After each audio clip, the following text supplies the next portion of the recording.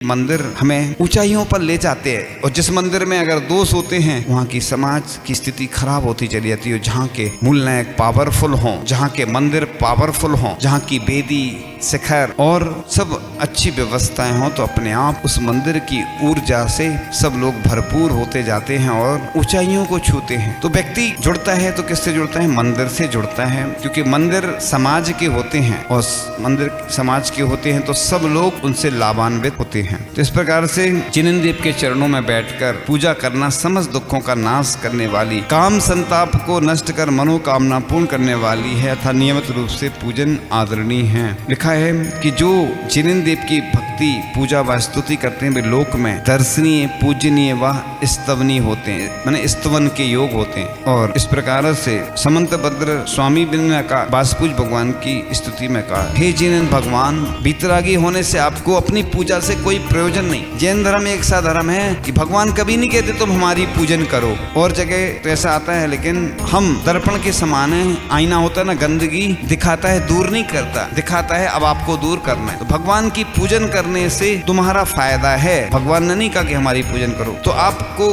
आपकी चाहे कोई निंदा करे चाहे बैर करे, आपके पुण्य श्लोक गुणों के स्मरण से चित्त पाप कलंक से दूर हो, पवित्र हो जाता है। इस प्रकार से जिन पूजन वह जो है ना संजीवनी रसायन है, जो अमंगल में भी मंगल का सूत्रपात करती है, जीवन में जागरूकता ला देती है। जिन देव के गुणों का चिंतन वाचन कीर्तन पूजन से व्यक्ति की अशुभ गति विधि शुभ में परिणत हो जाती है। अशुभ से शुभ और शुभ से शुद्ध में प्रवेश ही जिन पूजा का सुफल है। इसीलिए हमें पूजन तो भगवान की करनी ही चाहिए। इसी को हम प्रार्थना भी बोलते हैं, है ना। देखो, प्रार्थना का अभिप्राय है परमात्मन जिस मार्ग पर चलकर आप समस्त दुखों से मुक्त बने हो वह मुझे भी प्राप्त हो जाए। प्रार्थना याचना नहीं है, क्योंकि याचना का अर्थ है प्रभु जिस मोह माया को छोड़कर आप भगवान बने हैं वह मुझे मिल जाए। प्रार्थना और याचना में यही सूक्ष्म अंतर है कि प्रार्थना करने वाला पुजारी कहलाता है, और प्रार्थना में मन का तार जब तक आस्था के पावर हाउस से नहीं जुड़ जाता तब तक ना प्रकाश मिल सकता है ना